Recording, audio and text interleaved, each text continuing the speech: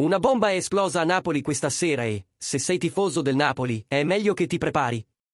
Perché quello che sta succedendo dietro le quinte potrebbe cambiare completamente le sorti del nostro club. Siamo tornati con un altro aggiornamento bollente, di quelli che fanno battere forte il cuore. E come sempre, il nostro impegno è portarti le informazioni più fresche, con la credibilità e la passione che solo chi vive il Napoli davvero può capire. Ma prima di rivelarti questa novità mozzafiato, lascia il tuo like al canale, iscriviti e attiva la campanella. Perché in qualsiasi momento potrebbe esserci una svolta clamorosa. E oggi, l'atmosfera negli spogliatoi del Napoli è di pura tensione ed estrema attesa. Qualcosa di grande si sta preparando, qualcosa che potrebbe sorprendere anche i più scettici. E tu lo saprai subito. Secondo Tuttosport, la ricerca del Napoli per un'ala sinistra, ruolo per cui Ndoye era la prima scelta, si sta restringendo e ora restano pochi nomi sul radar. Il favorito del momento è Kevin, giovane brasiliano dello Shakhtar Donetsk, che ha conquistato Antonio Conte per il suo stile esplosivo, la capacità di decidere le partite e la sua versatilità. Il problema è il prezzo. Il club ucraino chiede almeno 40 milioni di euro, bonus inclusi. E con il forte interesse di club di Premier League, soprattutto il Fulham, questa cifra potrebbe salire fino a 50 milioni. Una soglia considerata fuori mercato per gli standard del Napoli.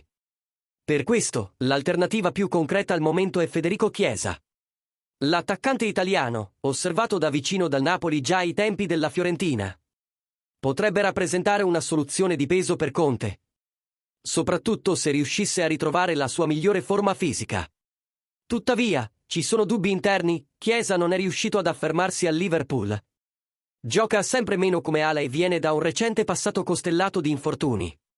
Eppure, il suo talento, l'esperienza e la capacità di decidere le grandi partite mantengono vivo il suo nome nelle conversazioni.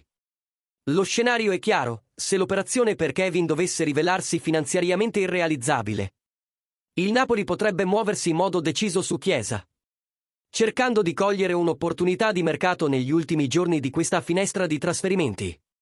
E ora vogliamo sentire la tua opinione. Tifoso del Napoli, vale la pena investire pesantemente su Kevin, nonostante la concorrenza inglese, o puntare su Chiesa, confidando nel suo ritorno in grande forma? Scrivilo qui sotto nei commenti, perché la tua voce è fondamentale in questo momento di scelte strategiche.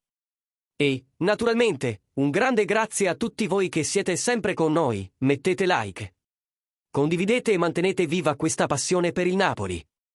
Restate sintonizzati, perché le prossime settimane promettono forti emozioni. Alla prossima, e forza Napoli, sempre!